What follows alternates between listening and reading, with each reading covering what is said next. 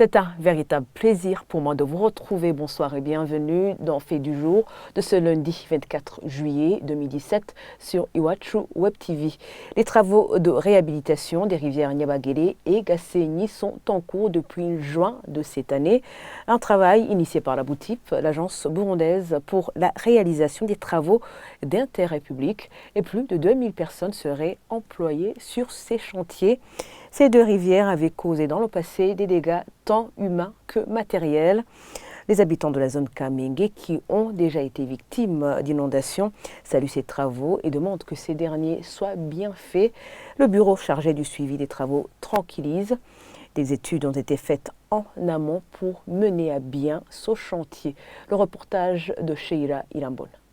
Le lit de la rivière bétonnée, les berges stabilisées, ce sont entre autres travaux qui sont en train d'être effectués sur les rivières Nyabagere et Gasenyi depuis juin de cette année. Les habitants de Mirango de la zone Kamenge dont les maisons sont tout près de la rivière Nyabagere saluent cette action. D'après eux, la rivière leur avait beaucoup pris et demandent que cette rivière soit mieux canalisée pour qu'elle ne cause plus de dégâts. Nous sommes contents de la réhabilitation de ce pont. La rivière Nyabagere se déversait souvent dans nos ménages et on perdait nos ustensiles à cause de l'inondation. Là derrière, on cultivait des amandes. L'eau a tout emporté.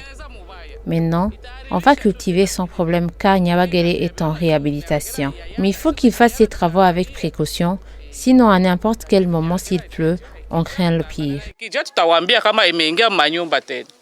Pour le chef du bureau chargé de suivi de cette réhabilitation, des études auront été faites avant que ces travaux soient lancés. Il rassure la population qu'elle n'aura plus à vivre le cauchemar des inondations et ses nombreux dégâts. Les caniveaux sont là pour drainer un peu l'eau, lui donner un chemin pour suivre.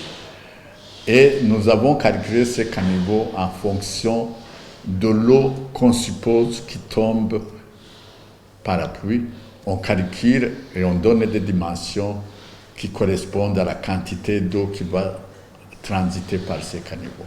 Donc, sauf si on s'est trompé sur la quantité d'eau qui va monter, qui va tomber, on suppose, on rassure qu'avec la quantité que nous avons calculée, les villages, les quartiers ne seront plus inondés.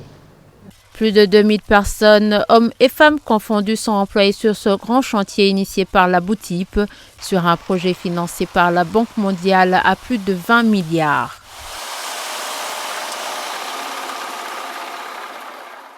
Et voilà, c'est ici que nous clôturons ce Fait du jour. Merci de l'avoir suivi. Merci également de votre fidélité.